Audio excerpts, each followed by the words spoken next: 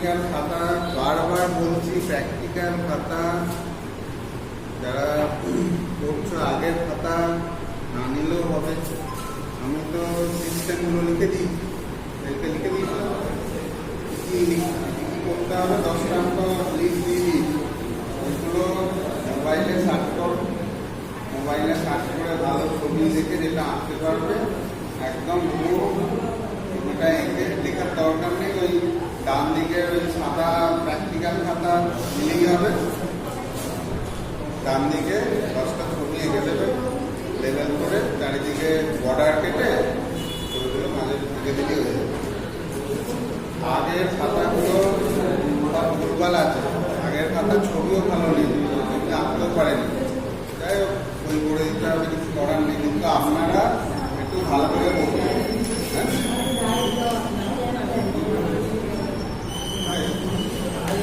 দেখে নিয়ে নাম্বার দিয়ে আমাদের হাতে থাকে।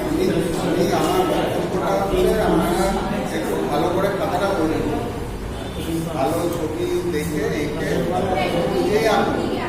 খুব ভালো হতে হবে তা নয়, কিন্তু একদম যাতে গলবাটারের মধ্যে লিখতে হয়, সেটা একটা লিখানা বালিশ না হয়ে যায়, সেইটা দেখতে হবে। স্পেলিংগুলো ঠিকঠাক লিখবে,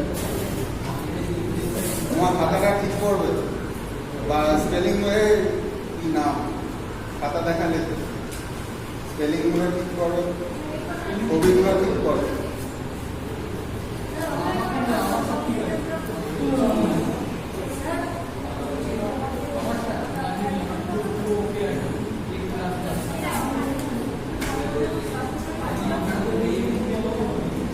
শুনতে পাচ্ছি না,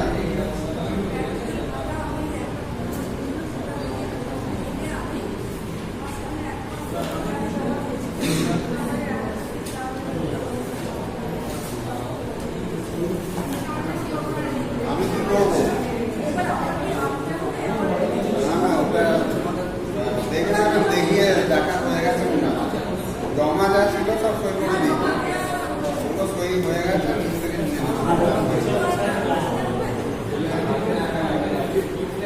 যা হয়ে গেছে সই করে দিতে, ওটা অনেক ভুলভাল ছিল বলে ওই কারেকশন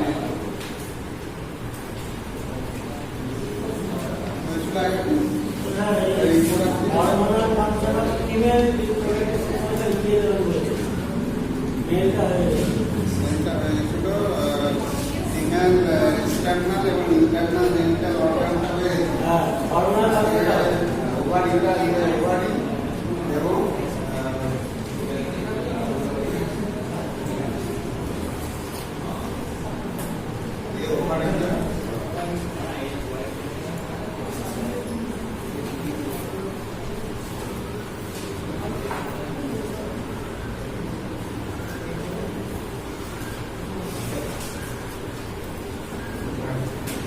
লোকেশন কোথায়, লোকেশন কোথায় হবে? এক নম্বর হচ্ছে within the healthy cavity, healthy cavity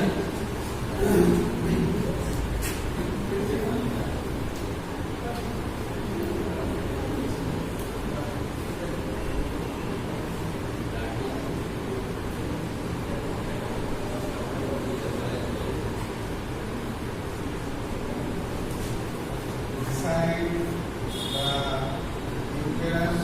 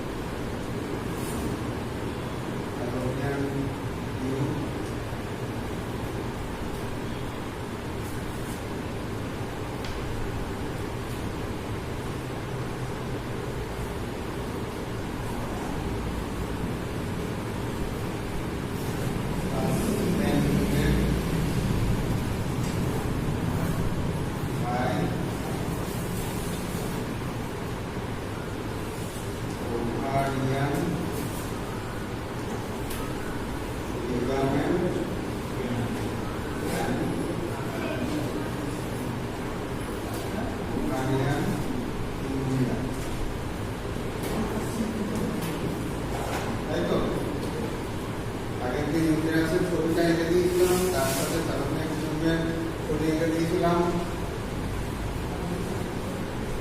এবং ওভারির ছবিটা এঁকে দিয়েছিলাম। এবারে ওভারিটা আমাদের ঝুলন্ত অবস্থায় থাকে। একদিকে ওভারিয়ান টিম্বুরিয়ার যে পার্ট ফ্যালোপিয়ান টিউবের, সেই টিম্বুরিয়ার একটা টিম্বুরিয়া বা আঙুল ওভারির সাথে লেগে থাকে, যেটাকে ওভারিয়ান টিম্বুরিয়া বলে। আর আরেকদিকে ওভারিয়ান লিগামেন্ট ইউটেরাসের সাথে কানেক্ট হয়, দিয়ে সেটা ঝুলন্ত অবস্থায় থাকে। এই হচ্ছে আমাদের লোকেশন। ওভারিটা কিরকম দেখতে হয়, অনেকটা তিন সেপারেট দেখতে হয়। এবারে ওভারির বাইরের দিকে দুটো স্তর থাকে।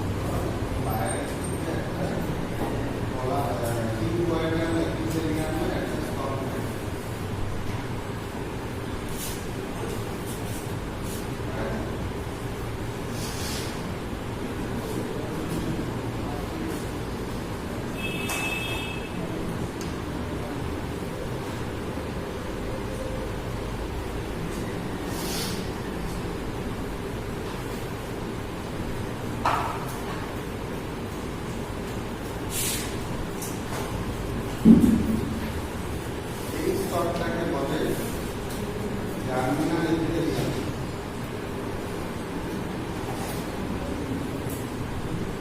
Germinal epithelium.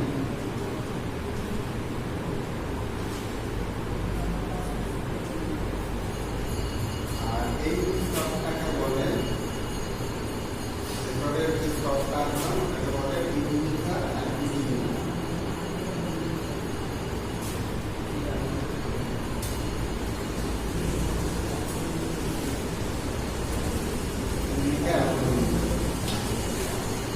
এর ভেতরে একটা সবথেকে যে সমস্ত পদার্থ থাকে এটাকে আমরা একটা জেলির মতো পদার্থ এর ভেতর থেকে থাকে। এই জেলির মতো যে স্টোমা পদার্থটা থাকে তার মধ্যে অসংখ্য আমাদের পলিকেল থাকে, অসংখ্য এরকম ছোট ছোট পলিকেল।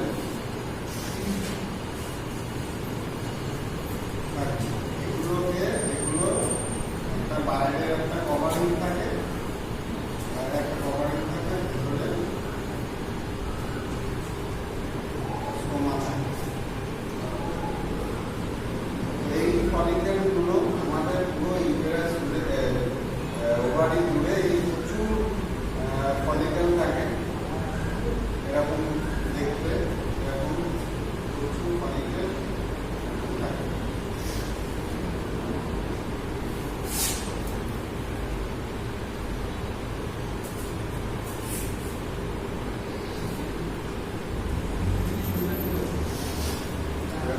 ফলিকেল থাকে, এগুলোতে প্রিমিটিভ ফলিকেল, প্রিমিটিভ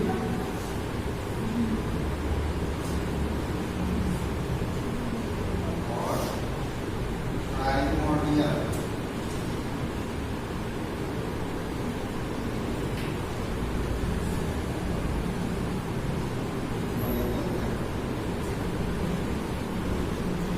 এইবার আমি এইটুকু পড়ালাম। এখান থেকে আমাদের ফলিকল স্টিমুলেটিং হরমোন, এবার হরমোনের কাজটা আসছে। এটা ওভারিটা ধরে নিলাম। এবারে যেটা মুখ্য বিষয় সেটা হচ্ছে যে আমাদের ফিমেল রিপ্রোডাক্টিভ লাইফে আমাদের চারটে মেন পার্ট আছে।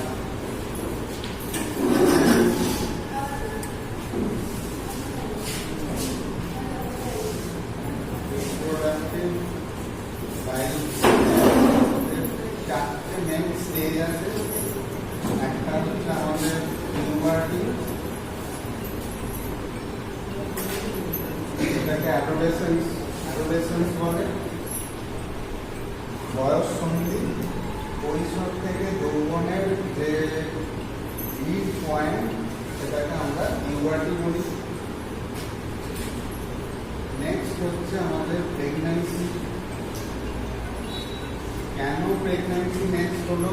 কারণ পিউবার্টি স্টেজ থেকে আমাদের যে হরমোনাল রেগুলেশন গুলো শুরু হয়, এখানে দুটো ভাগে ভাগ হয়। একটা হচ্ছে প্রথমে বলি যে পিউবার্টি স্টেজ থেকে আমাদের ওভাম তৈরি হয়। এর আগে পর্যন্ত কিন্তু ফলিকল স্টিমুলেটিং হরমোন অ্যাক্টিভ ছিল না, এবং ইউটেরাসের যে ভেতরের পার্ট এন্ডোমেট্রিয়াম সেটা খুব পাতলা একটা স্তর ছিল। কিন্তু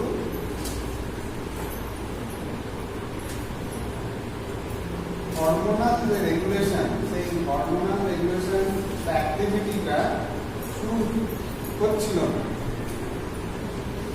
ঠিক 11-12 বছর বয়স থেকে একটা মেয়ের বয়স সন্ধির সময়টা শুরু হয়। 16 বছর পর্যন্ত টাইম আছে, 15-16 পর্যন্ত এটা ওয়েট করা যায়। যদি হরমোনাল ইমব্যালেন্স থাকে তবেই দেরি হয়, না হলে 11-12 বছর থেকে আমাদের পিউবার্টি স্টেজটা শুরু হয়। পিউবার্টি স্টেজটা মানে হচ্ছে যে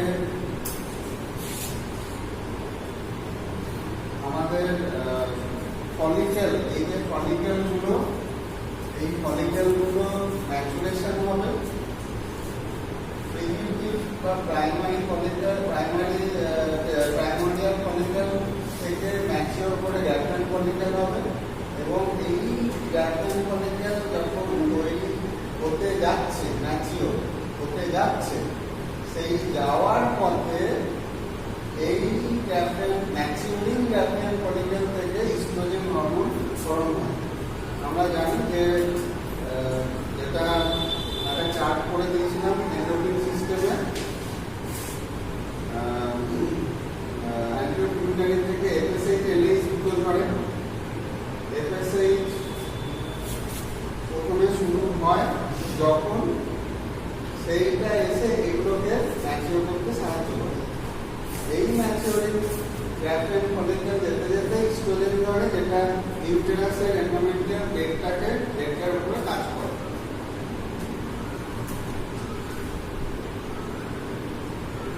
এইবার এই ম্যাচিওরিং গ্যাপেন ফলিকেলের মধ্যে ওভাম তৈরি হয়, ওভাম কেটে বেরিয়ে যায়, এবং ওভাম কেটে বেরোনো মানে সেটা কিন্তু সেই মুহূর্ত থেকে একটা মেয়ে মা হওয়ার শুরু হয়। মানে সেটা যদি ফার্টিলাইজ হয়, প্রথম ওভামটা যদি ফার্টিলাইজ বাইচান্স হয়ে যায়, তাহলে কিন্তু সে ফার্টিলাইজ ওভাম হবে এবং বাচ্চা আসার প্রস্তুতি নেবে। কে নেবে? ইউটেরাস।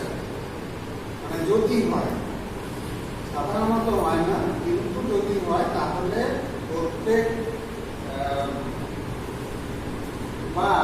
প্রত্যেকবার পিউবার্টি থেকে যখনই ওভাম তৈরি হতে শুরু করে, সেটা থেকেই কিন্তু একটা মেয়ের যৌবনকালটা শুরু হয়, এবং এই যে ইস্ট্রোজেন প্রোজেস্টেরনের যে হরমোন ছড়া, এটা একটা মেয়ের সেকেন্ডারি সেক্সুয়াল ক্যারেক্টারগুলোকে তার বডিতে ফোকাস পেতে শুরু করে। Voice, hair distribution, dress change, skin change, muscle change, তার জিল চেঞ্জ, এগুলো এই ইস্ট্রোজেনের প্রভাবে কিন্তু এগুলো হতে শুরু করে। এই হতে শুরু করা টাইমটাকে বলে পিউবার্টি। পিউবার্টির পরে 18 বছর, 20 বছর, যে বছরই হোক, একটা বিয়ের বয়স হয়, এবং ফার্টিলাইজ ওভামটা আসলে তখন প্রেগনেন্সিটা শুরু হচ্ছে। আমি যদি সেটা ছেড়ে দিই, যদি করি, তাহলে সেখান থেকে একটা মেয়ে মা হওয়ার হরমোনের যে চেঞ্জ, সেই চেঞ্জটাও হতে শুরু করে। এবার কিরকম হরমোনাল কাজটা হয় সেটা আসছে, এটা আমি বুঝে দেবো। এখানটা আমি দেবো তাহলে প্রেগন্যান্সি হলো, প্রেগন্যান্সির পরে কি হয়, বাচ্চার জন্ম হয়, তারপরে আসছে ল্যাকটেশন পিরিয়ড, বাচ্চাকে যতদিন বুকে দুধ খাওয়ায় সেই পিরিয়ডটাকে ল্যাকটেশন বলে। এইভাবে কনসিভ 40-45 বছর বা 42 বছর পর্যন্ত যদি চলে যায়, হয়ে যায়, তখন আস্তে আস্তে এই হরমোনাল ব্যালেন্স বা হরমোন জোড়াটা আস্তে আস্তে বন্ধ হয়ে যায় এবং পিরিয়ডটা বন্ধ হয়ে যায়। এই সময় এই স্টেজটাকে বলে মেনোপজ।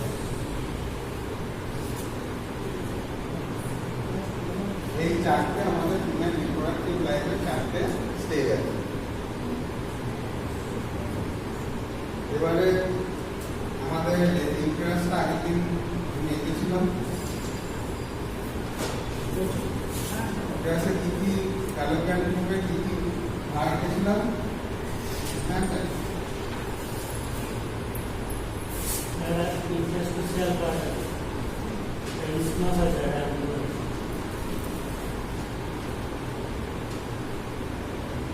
এই ইন্টারেস্টের তিনটে আমাদের স্তর আছে, মানে ওয়াল।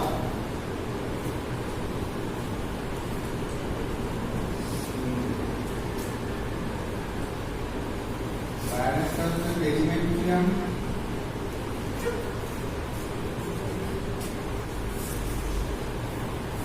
তারপরে হচ্ছে মায়োমেট্রিয়াম,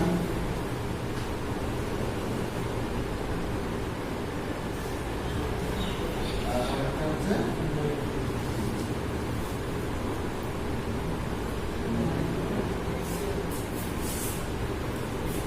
মেট্রিয়াম বলছে কেন, ইউটেরাসের একটা নাম হচ্ছে মেট্রিয়াম, একটা নাম হচ্ছে মেট্রিয়াম, এখান থেকে মেট্রিয়াম বলা হচ্ছে।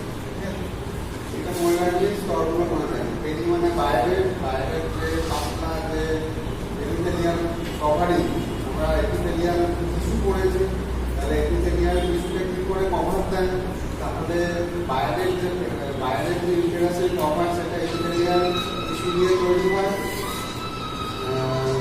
সেটাকে হচ্ছে আমরা পেরিমেট্রিয়াম। পেরি মানে বাইরে, মায়া হচ্ছে মাসেল লেয়ার, ঠিক আছে।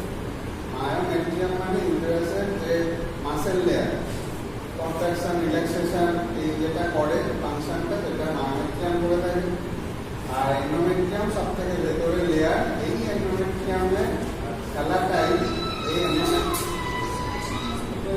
এই এন্ডোমেট্রিয়াম লেয়ারটাই পুরো মেনস্ট্রুয়েশন জুড়ে গঠিত হয়, নতুন করে আবার ছিঁড়ে বেরিয়েও যায়। তাহলে এবার হরমোনাল ব্যালেন্সটা কিভাবে হচ্ছে, ধরো এটা পিটুইটারি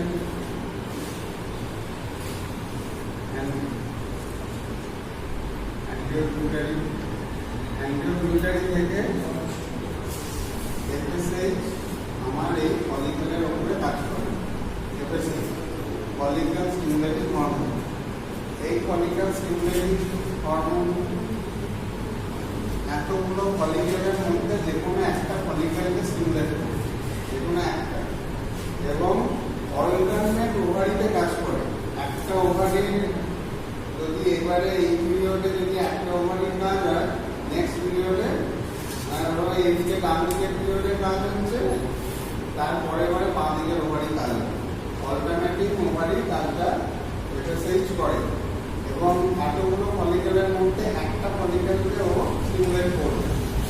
তাহলে এটা আস্তে আস্তে বড় হবে, এটা আস্তে আস্তে এরকম করে বড় হচ্ছে। এর চারপাশে প্রচুর সেল তৈরি হচ্ছে এবং মাঝখানে ওভাম তৈরি হচ্ছে, ঠিক আছে। মাঝখানে ওভাম তৈরি হচ্ছে। এই করতে করতে ন্যাচারালি রাসায়নিক ফলিকল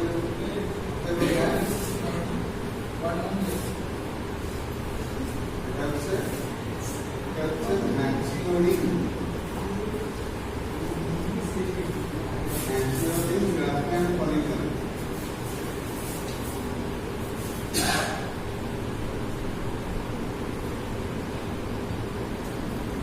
এইবার ম্যাচিওর হয়ে গেল, যখন ম্যাচিওর হয়ে গেল এখানে চারপাশে অনেকগুলো সেলের প্রোটিন তৈরি হলো, মধ্যেখানে ওভামটা এইভাবে তৈরি হলো।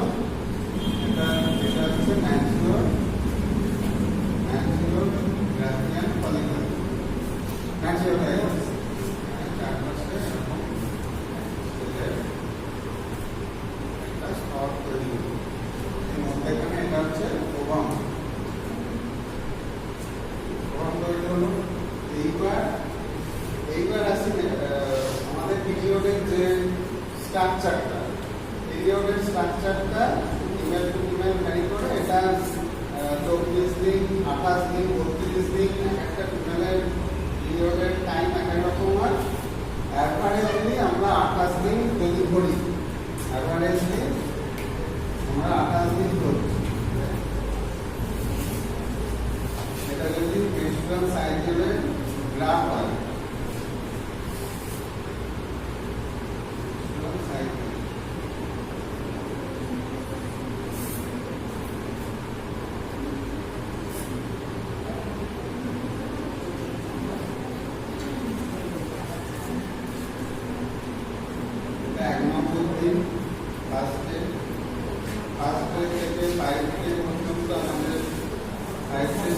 আমাদের মিডিল ফেজ হয়, তারপর পলিফারেটিভ, তারপরে এইবার এই যে ম্যাচিউরিং হচ্ছে একদিকে এফএসএইচ আমার এই প্রাইমর্ডিয়াল ফলিকলকে ম্যাচিওর গ্রাফিয়ান ফলিকলকে যখন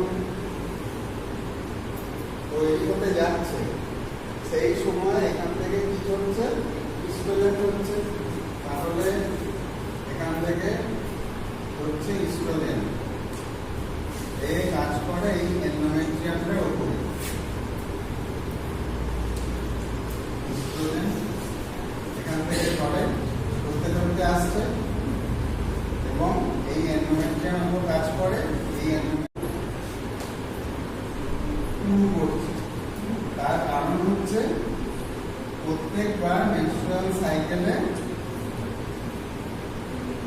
এই ওভামটা যদি ফার্টিলাইজ হয় তাহলে তাকে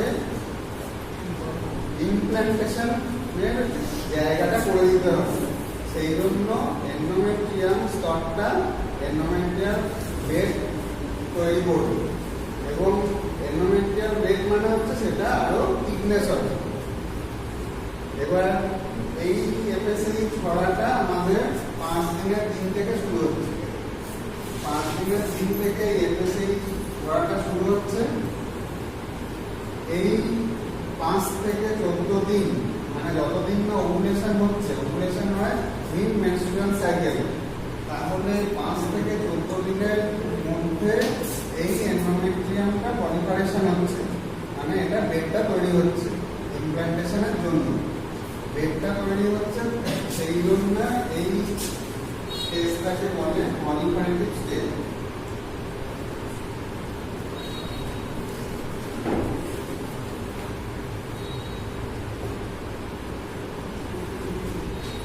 এবার এইখানে দুটো কাজ হচ্ছে, এক হচ্ছে ওভাম তৈরি হচ্ছে, ম্যাচিওরিং গ্রাফিয়ান ফলিকল থেকে ম্যাচিওর গ্রাফিয়ান ফলিকল তৈরি হচ্ছে। 5 থেকে 14 দিন কাছাকাছি এলো, কাছাকাছি আসতে কি হবে, এই গ্রাফিয়ান ফলিকলটা ফেটে যাবে। গ্রাফিয়ান ফলিকলটা এবার ফেটে গেল, ঠিক আছে। এইবার এখান থেকে কি হবে, ওভামটা বেরিয়ে চলে আসবে, এটা রয়ে যাবে। ওভামটা বেরিয়ে চলে এলো, এই ওভামটা যখনই এখানে চলে আসবে তখনই এই যে পিউরিয়ার গুলো আছে, এই পিউরিয়ার গুলো এরকম করে ঝুলে থাকে। এই ওভামটা বেরিয়ে আসছে, করে ধরে এটাকে ভেতরে পুশ করে দেবে, ভেতরে নিয়ে চলে যাবে, দিয়ে অ্যাম্পুলা পার্টটায় গড়াতে গড়াতে এবারে এদিকে এই মুখী হবে। যখনই ওভুলেশন হয়ে গেল, ওভুলেশনের সময় ইস্ট্রোজেন হাই লেভেল থাকে, ওভুলেশন হয়ে গেল 14 দিনের মাথায়, এখানে ওভুলেশন হয়ে গেল। যেই ওভুলেশন হয়ে গেল ইস্ট্রোজেন ছড়াটা বন্ধ হয়ে যাবে, আর তো থাকছে না, গ্যালভ্যানিক ফলিকেল তো আর নেই, তাহলে ইস্ট্রোজেন ছড়া বন্ধ হয়ে যাবে আর এখান থেকে এফএসএইচ ছড়াটা বন্ধ হয়ে যাবে। এই গ্যালভ্যানিক ফলিকেলটা কেটে দিতে হবে, এখানে একটা হলুদ রঙের একটা তৎক্ষণের পদার্থ পড়ে থাকে। হলুদ বা ইয়েলো মানে হচ্ছে কর্পাস।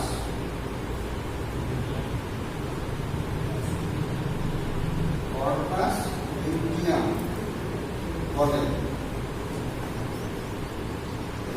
এটাকে কর্পাস লিউটিয়াম বলে।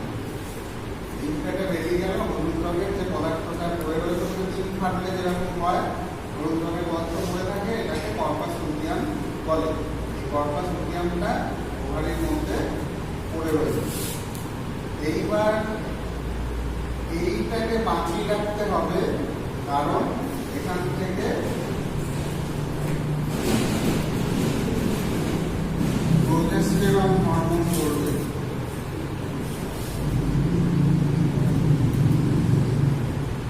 এটাকে বাঁচিয়ে রাখতে হবে, কারণ এখান থেকে প্রোজেস্টেরন হরমোন চলবে। তাহলে এটা যদি স্টিমুলেশন না করা হয়, তাহলে এখানে প্রোজেস্টেরন হরমোন এখানে তৈরি হবে না, এখান থেকে চলবেও না। তাহলে এটাকে বাঁচিয়ে রাখার জন্য তখন এই অ্যান্টিপিউটারি এফএসএইচটাকে বন্ধ করে এবার এর উপরে যে হরমোনটা কাজ করাবে সেটা হচ্ছে এলএইচ, লিউটিনাইজিং হরমোন। এফএসএইচ বন্ধ হয়ে গেল, ইস্ট্রোজেন ছড়া বন্ধ হয়ে গেল, ওভাম বেরিয়ে গেল, গ্যালভ্যানিক ফলিকেল আর অ্যাক্টিভ রইল না, সুতরাং ইস্ট্রোজেন আর চললো না। তাহলে ইস্ট্রোজেন এদিকে বন্ধ হয়ে গেল, ওদিকে এফএসএইচ বন্ধ হয়ে গেল, ওভুলেশনে পড়ে। এবারে ওভামটা কাজ করে ও তার স্বভাব অনুযায়ী ফ্যালোপিয়ান টিউবে ঢুকিয়ে দিল। এবার এই কর্পাস লুটিয়ামটা পড়ে রইল। এর পরে আমাদের দুটো রাস্তা আছে।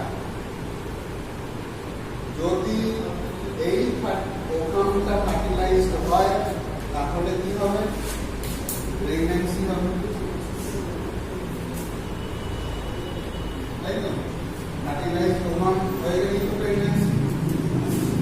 তাহলে প্রেগন্যান্সি হলে পুরো সাইকেলটাই বন্ধ হয়ে যাবে। আর প্রেগন্যান্সি হয়ে গেলে কি হবে? পুরো জিনিসটাই বন্ধ হয়ে যাবে, সাইকেলটাই বন্ধ হয়ে যাবে। কারণ প্রেগন্যান্সির প্রথম সিম্পটম কি? অ্যামনোরিয়া। অ্যামনোরিয়া মানে হচ্ছে আর নেক্সট হওয়া বন্ধ হয়ে যাবে। তাহলে রেগুলারলি পিরিয়ড হয় যে বিবাহিত মহিলা, হঠাৎ করে তার যদি মেনস্ট্রুয়েশনটা বন্ধ হয়ে যায়, তাহলে তাকে প্রেগন্যান্সি বা কনসিভ হওয়ার প্রথম কনসেপশনটা আসে। আর একটা পিরিয়ড দেখা হয়, কারণ কত তাড়াতাড়ি প্লাসেন্টা ইমপ্ল্যান্টেশন, প্লাসেন্টা এগুলো তৈরি হবে না, ওটা না হলে এইসিজি হরমোন আসবে না। সুতরাং খুব তাড়াতাড়ি ইউরিন টেস্ট করে সেটা কিন্তু পজিটিভ পাবো না। আরও 1 মাস পরের পিরিয়ডটা দেখে নিয়ে তারপরে টেস্টটা করবো এবং তখন একদম পজিটিভ পাবো। আর যদি প্রেগন্যান্সি না হয় তখন কি হবে? এবার আসা, যদি প্রেগন্যান্সি ফার্টিলাইজ ওভাম হলো না, তাহলে এই ওভামটা গড়াতে গড়াতে ইউটেরাসের দিকে যাবে। ফার্টিলাইজ হলো না, তার মানে এই ওভামটা খুব বেশি হলে 6-7 দিন বেঁচে থাকে। তাহলে 6-7 দিনের মধ্যে যদি ফার্টিলাইজ না হয় তাহলে সেটা ডেড হয়ে যাবে। ডেড হয়ে গিয়ে এখানেই থাকবে। এইবার এই এলএইচটা ধরবে, এটাকে প্রোজেস্টেরনটা ডেড হওয়ার জন্য এই প্রোজেস্টেরনের কাজ দেখবে। এইবার এই 14 দিনের পর থেকে এই প্রোজেস্টেরনিক ফেজটা শুরু হয়। এখানে ইস্ট্রোজেন কাজ করে বলে এটাকে ইস্ট্রোজেনিক ফেজ বলে।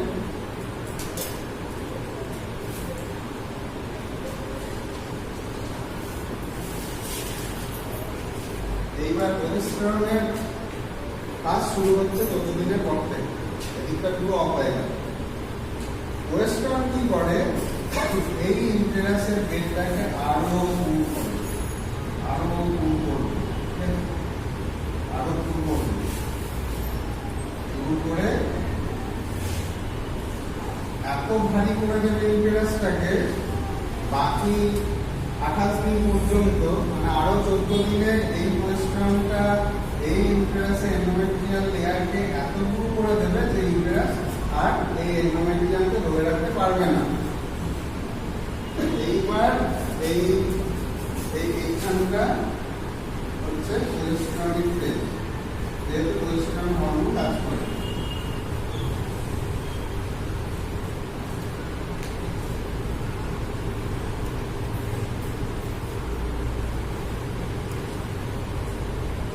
এইবার যেই মোটামুটি 27-28 দিন এলো, তখন প্রজেস্টেরনের হাই লেভেল, তখন কি হবে, এই ইউটেরাস আর এন্ডোমেট্রিয়ামটাকে ধরে রাখতে পারবে না, তখন এখান থেকে খসাতে আরম্ভ করবে।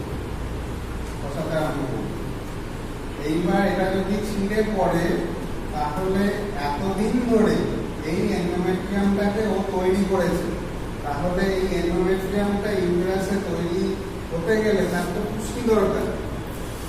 তাহলে এই যে ইউটেরাইন আর্টারির যে এই এন্ডোমেট্রিয়ামকে প্রচুর ব্লাড সাপ্লাই দেয়। এইটাকে মানে শুধু ওপরে নয়, ভিতরেও আছে, পেছনে সামনে সবকিছু এন্ডোমেট্রিয়াম স্টকটা আছে। এইবার এই এন্ডোমেট্রিয়ামকে বাঁচিয়ে রাখার জন্য এখানে অনেক ব্লাড ভেসেল তৈরি হয়েছে, এটাকে পুষ্টি দিচ্ছে। যদি প্রেগনেন্সি আসতো তাহলে এটা রয়ে যেত, এই বেডের মধ্যেই ইমপ্লান্টেশন হতো, প্লাসেন্টা তৈরি হতো, এখানে অ্যামনিওটিক মেমব্রেন তৈরি হতো, অ্যামনিওটিক ফ্লুইড তৈরি হতো, তার মধ্যে ফিটাসটা আস্তে আস্তে বড় হতো, তাহলে এটা কাজে লেগে যেত। কিন্তু যেহেতু ফার্টিলাইজেশন হয়নি, সেহেতু এটা আর ধরে রাখতে পারছে না। এইবার এটাকে ধরালে কি হবে, এই যে ব্লাড ভেসেল গুলো তৈরি হয়েছিল এগুলো ছিঁড়ে যাবে, এগুলো টেনে নামিয়ে দেবে, তাহলে এই ব্লাড ভেসেল গুলো ছিঁড়ে যাবে, তাহলে কি হবে, ব্লিডিং হবে।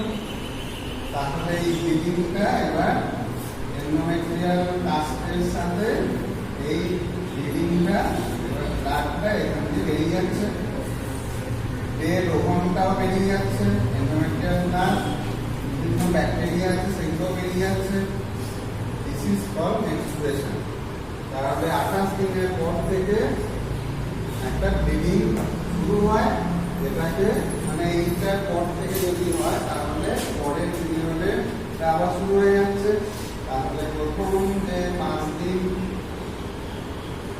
ব্লাড, 5 থেকে 6 দিন, 7 দিন হতে পারে, 4 দিন হতে পারে, এটাকে আমরা বলছি ব্লিডিং ফেজ।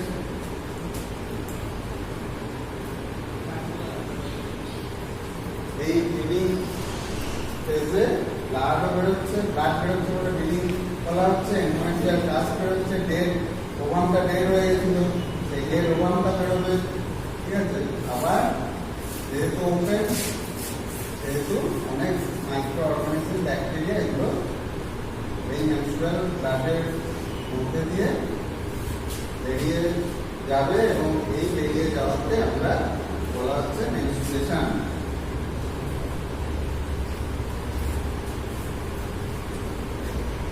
তাহলে একজন মহিলার প্রতি 28 দিন অন্তর ইউটেরাসের মধ্যে দিয়ে যে এন্ডোমেট্রিয়াম ব্লাড, এন্ডোমেট্রিয়াল কাস্ট মানে এন্ডোমেট্রিয়ামের যে অংশ, ব্লাড, এর ওভান, এগুলো বেরিয়ে যায়, সেটাকে আমরা মেনস্ট্রুয়েশন করি। এবং প্রত্যেকবার অল্টারনেটিভ ওভারি এই কাজে যুক্ত থাকে। তাহলে পুরো এই 5 দিন বেরিয়ে যাওয়ার পরে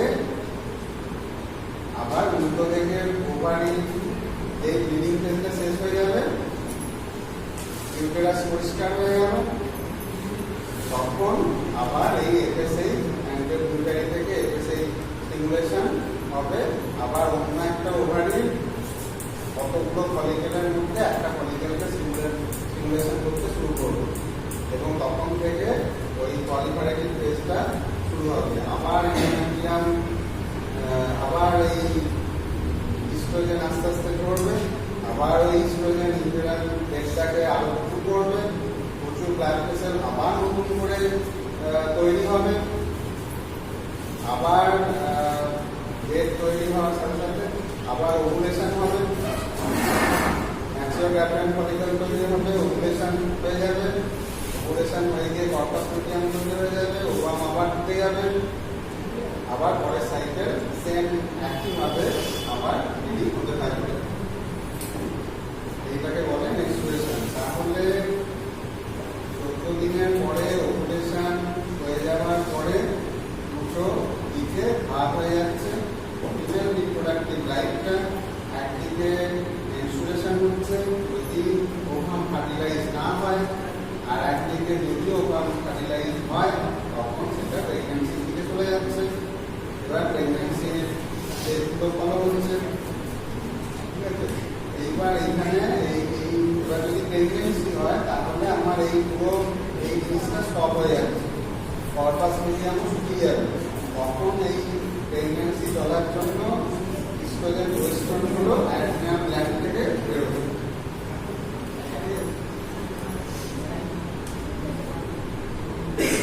এইভাবে হরমোনাল রেগুলেশনটা তৈরি হয়। এটাকে বলে মেনস্ট্রুয়েশন। এইবার প্রেগন্যান্সি যদি হয় তাহলে প্রেগন্যান্সি হলে কি হবে,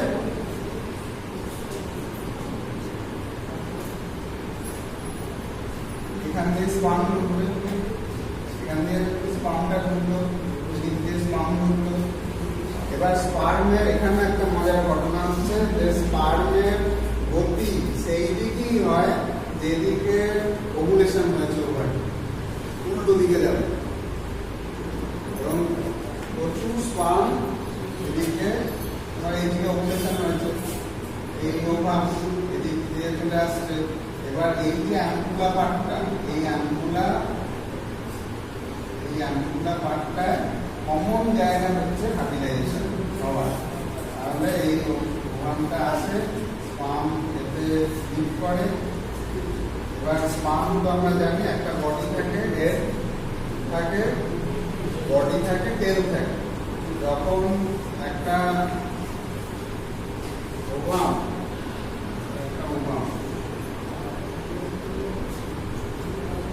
এখান দিয়ে যখন একটা স্পার্ম আসে, ঠিক আছে, যখন এটা অ্যালাউ করে, মানে অত স্পার্মের মধ্যে একটাকে এর ভেদ করতে দেবে। যখন এর ভেতরে ঢুকে আসবে এই পার্টটা, তখন এটা সিল হয়ে যাবে, তেলটা ঢুকবে, ঠিক আছে। এবং সিল হয়ে যাবে মানে এই গোটা ওভামটা সিল হয়ে যাবে, আর কোনো স্পার্ম এর মধ্যে ঢুকতে পারবে।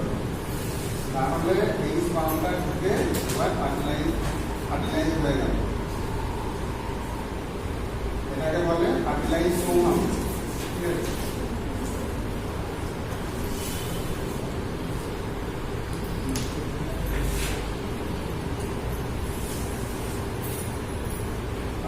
ফার্টিলাইজ ওভাম হয়ে গেল।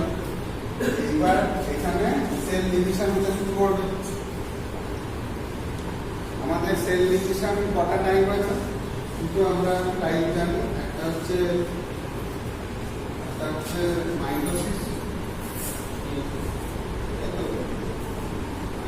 আর মিয়োসিস।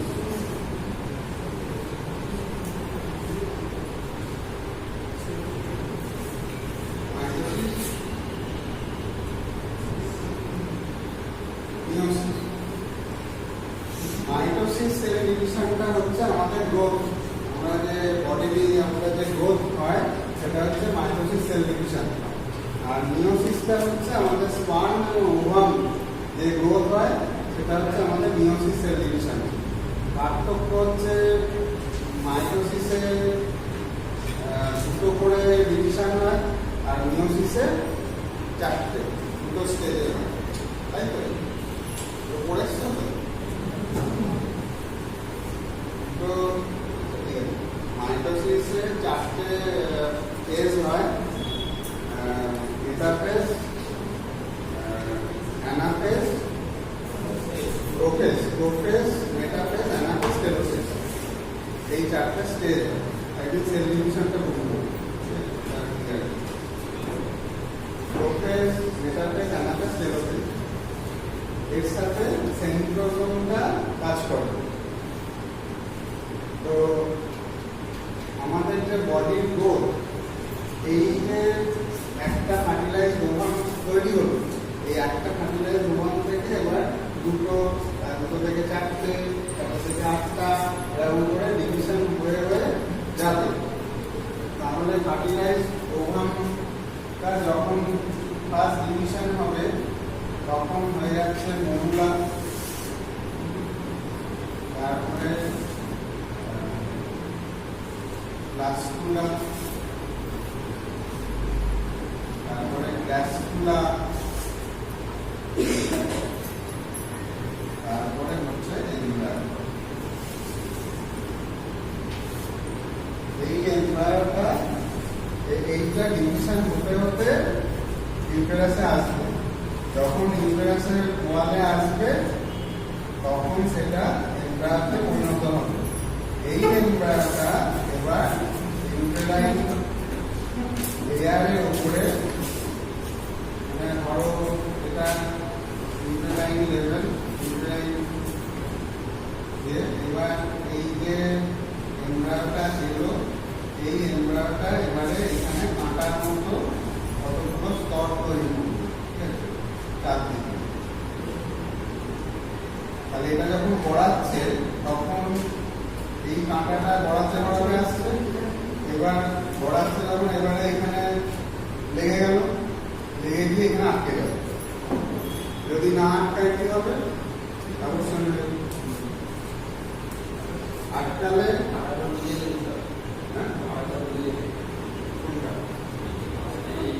এই তো এই যে ফার্টিলাইজ ওভাম হলো, ফার্টিলাইজ ওভাম হয়ে গেল। এইবার এখানে এটা গড়ার বল যেমন গড়ায়, এর ভেতরেও আমাদের মিউকাস মেমব্রেন আছে,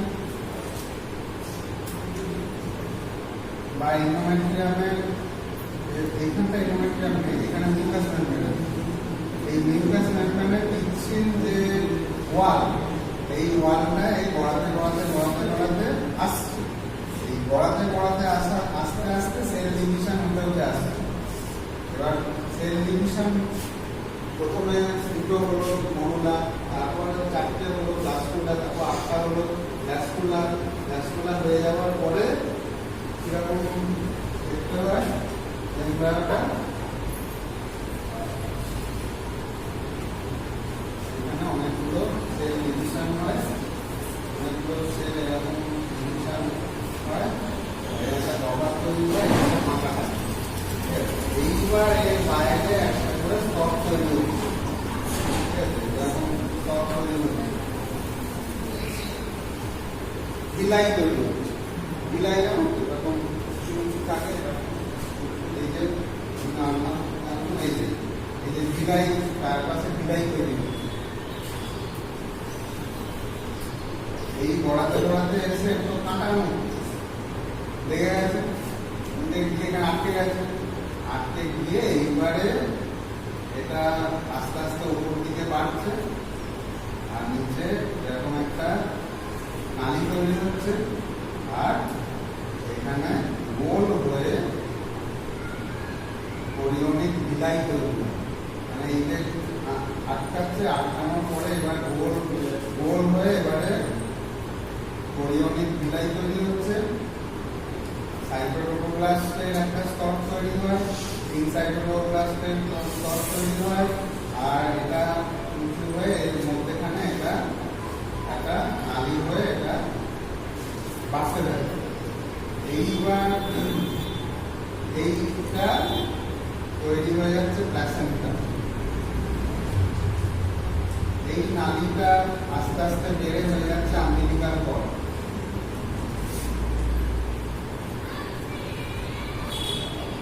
এইবার কি হচ্ছে, এই যে ঘুমটা, এই ঘুমের চারপাশে একটা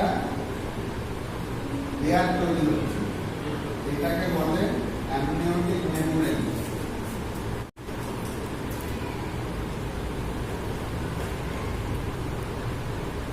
এবং এর মধ্যে একটা তরল তৈরি হচ্ছে, এইটাকে বলে অ্যামনিওটিক ফ্লুইড।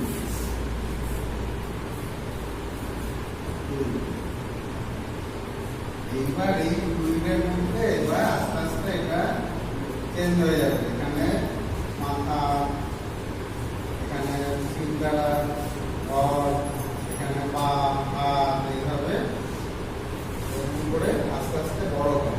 এরকম করে থাকে, এরকম করে আস্তে আস্তে বড় হয়। ঠিক আছে, এবার যখন ইউএসজি করো, এবার 3 থেকে 4 মাস, 3 মাস হয়েছে, 4 মাস। এবার এটা এইটা এই যে গ্রোথটা হচ্ছে, এই গ্রোথটা হচ্ছে মাইটোসিস সেল ডিভিশন। এবং এই গ্রোথ হতে হতে তার হার্ট তৈরি হচ্ছে, ব্রেন তৈরি হচ্ছে। তার প্রথমে তো হাড় মানে কি, প্রথমে খুব সফট একটা ক্যালসিয়াম ডিপোজিশন হয়, খুব সফট একটা ফাইবারের মতো জিনিস তৈরি হয়। তারপর সেখানে আরো যখন বড় হয়, তখন সেখানে ক্যালসিয়াম, মাইন্ড থেকে ক্যালসিয়াম পায়, সেটা আরো হার্ড হয়। প্রথমে একটা খুব ফাইবারের, মানে খুব একটা মোমের মতো একটা জিনিস তৈরি হয়, যেটা আমাদের বোন বলে আমরা ইউএসজিতে দেখতে পাই। এইবার এইটা আস্তে আস্তে এটাকে মাইটোসিস সেল ডিভিশন হয়ে হয়ে এটা বড় হচ্ছে। এইবার এই ইউটেরাসের মধ্যে উপর দিকে কমন পজিশন, উপরে পেছনে হতে পারে, সামনে হতে পারে, সাইডে হতে পারে, যে কোনো জায়গায় এই প্লাসেন্টা আস্তে আস্তে বড় হয়। সেখান থেকে আম্বিলিকাল কর্ড বাচ্চার নাভির সাথে যুক্ত থাকে। অ্যামনিওটিক ফ্লুইডটা ইউটেরাসের ওয়াল, অ্যামনিওটিক মেমব্রেনটা ইউটেরাসের ওয়াল কভার করে থাকে। তার মধ্যে অ্যামনিওটিক ফ্লুইডটা আস্তে আস্তে তৈরি হয় এবং ওইখানে এই ফিটাস, তখন আমরা ফিটাস বলবো, গর্ভস্থ শিশু, এটা ফিটাস বলবো।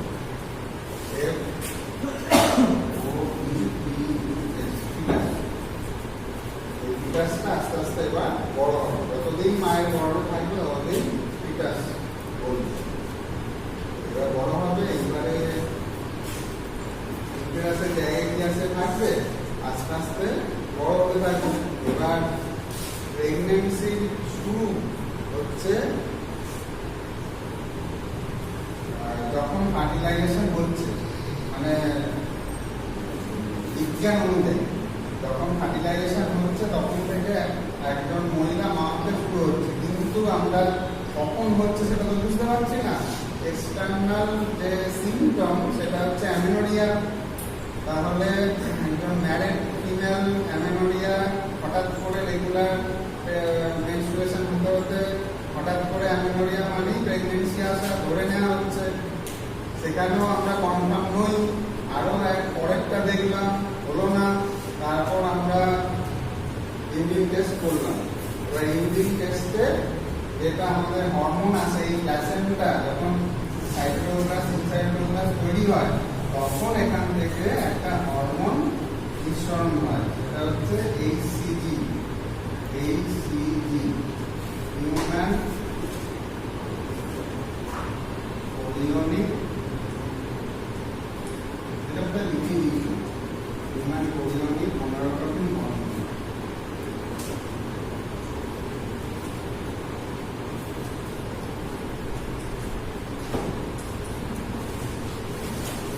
এইটা হরমোন কোথায় থাকে, ব্লাডে আছে, ব্লাডে কিডনি স্পেস, তাহলে ব্লাড কোথায় থাকে, কিডনি স্পেস, ব্লাড থাকে। তাহলে ওই বডি ফ্লুইড বা ওয়াটারের সাথে ব্লাড ছিল, ব্লাড পানির সাথে এবার হরমোন বেরিয়ে চলে আসছে, তাহলে সেটা ইউরিন দিয়ে বেরোবে। তাহলে তখন ওই এইচসিজি টেস্ট বা প্রেগনেন্সি টেস্ট যাও লেখা যায়, তার মানে ওই মহিলা প্রেগনেন্ট হয়েছে কিনা সেটার জন্য টেস্ট করা হচ্ছে। এবার যদি পজিটিভ হয় তাহলে প্রেগনেন্সি এসে গেল, নেগেটিভ হয় তাহলে যদি নেগেটিভ মানে ফার্টিলাইজেশন হয়নি, তাহলে ফার্টিলাইজেশন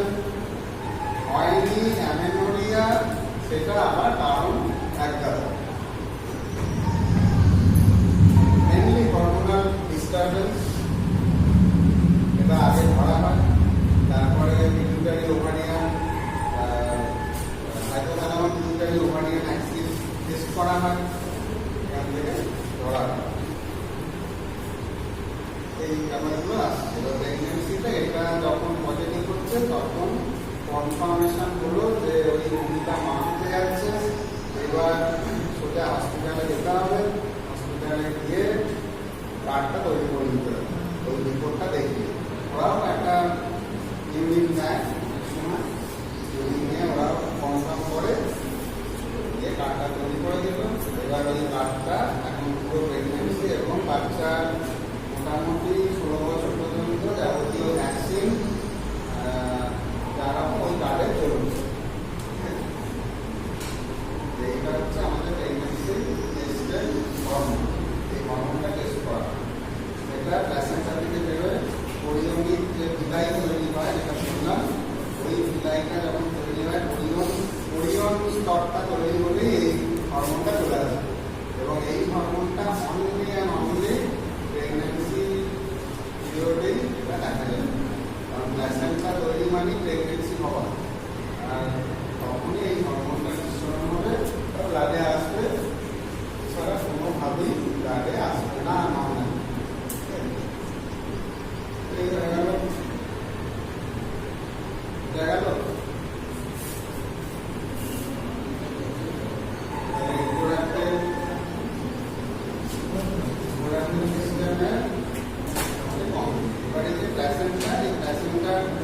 আমেরিকান বট সেটা দুটো আমেরিকান আটারি আর একটা আমেরিকান ভেন, মায়ের থেকে ভেন দিয়ে যায় আটারি দিয়ে ব্যাক করে, সেরকম আমেরিকান বটের আর কিছু ওই সোমা আছে। এবার যখন ডেলিভারি হয়ে যায় তারপরে আমেরিকান বটের যে ভেতরের যে রসটা, এই রসটা পুরোপুরি বাচ্চার দিকে যেতে দেওয়া হয়, যে প্লাম দিয়ে দেওয়া হয়, যে প্লাম দিয়ে মুখেখানে কেটে দেওয়া হয় ডেলিভারি পরে। এবার ওটা আস্তে আস্তে শুকিয়ে যায় হয়ে যায়। আর এদিকের যেটা মায়ের অংশ সেটা কি হয়, এবার এখানে যে প্যাসেন্টটা, এই প্যাসেন্টটা প্রেগনেন্সি শেষ হয়ে যাওয়ার পরে মানে ডেলিভারির পরে পরের যে 6 মাস, এই 6 মাসটা পিউয়ারপেরিয়াল স্টেজ বলা হয়। এই পিউয়ারপেরিয়াল স্টেজে আস্তে আস্তে এই প্ল্যাসেন্টা আস্তে আস্তে শুকিয়ে যাবে, ওটা ধরে আস্তে আস্তে টানলে ওটা বেরিয়ে চলে আসবে, তারপর সেটা আবার আস্তে আস্তে রিকভার হবে এবং বাচ্চা থিওরিটিক্যালি বাচ্চা দুধ খেতে শুরু করবে। এবার বাচ্চা দুধ খেতে শুরু করলে আমাদের অ্যান্টিপিউটারি থেকে প্রোডাক্টিভ হরমোন করবে বেশি করে, এবার রেস চেঞ্জ হবে, রেস চেঞ্জ হয়ে তার মধ্যে অ্যালভিওলাই, নতুন নতুন অ্যালভিওলাই তৈরি হবে, নতুন নতুন অ্যালভিওলাইয়ে রেস মিল জমা হবে এবং বাচ্চা প্রয়োজন মতো প্রথম 6 মাস অনলি অ্যান্ড অনলি রেস মিল বাচ্চার নেমটা পারে। তার মধ্যে প্রথম 1 মাস যেটা দুধটা হয় প্রথমে সেটাকে কলস্ট্রাম বলে। এই কলস্ট্রামটা প্রথম 1-2 মাস হচ্ছে বাচ্চার যাবতীয় পুষ্টি গ্রোথ জন্য একদম সাফিসিয়েন্ট। তারপর বাকি 4 মাস বেরোবে, কলস্ট্রামটা কেটে যাবে, এমনি দুধ ব্রেস্ট মিল্ক তৈরি হবে। প্রথম 6 মাস only and only breast milk হবে, অন্য কোনো খাবার নয়। যতবার চাইলে যতবার ইচ্ছা এটা তৈরিও হতে থাকবে। ওই স্টিমুলেশনটা হয় সাকিয়ে, যখন বাচ্চা সাক করে তখন পিউটারি স্টিমুলেশন হয় এবং প্রত্যেকবারই মানে এই স্টিমুলেশনে ব্রেস্ট মিল্ক নতুনভাবে তৈরি হয় এবং যতবার ইচ্ছা ততবারই ব্রেস্ট মিল্ক নেবে। তারপর আস্তে আস্তে বাচ্চা গ্রোথ হচ্ছে, গ্রোথ হওয়ার পরে এই ব্রেস্ট মিল্কটা 6 মাসের পর থেকে এই ব্রেস্ট মিল্কটাই সাফিসিয়েন্ট হচ্ছে না তার পুষ্টির পক্ষে, এইবার উইনিং ফুডটা আস্তে আস্তে শুরু করতে হবে। ঠিক আছে, তো জিনিস আস্তে আস্তে শুরু করতে হবে। তারপর 1 বছর হয়ে গেলে বড়দের খাবার অল্প পরিমাণ থেকে শুরু করতে হবে, কিন্তু ব্রেস্ট মিল্ক খেতে পারবে 1 বছর পর্যন্ত, তারপর ছেড়ে দিতে হবে, তারপরে উঠে চলে আসবে খুব সাবধানে।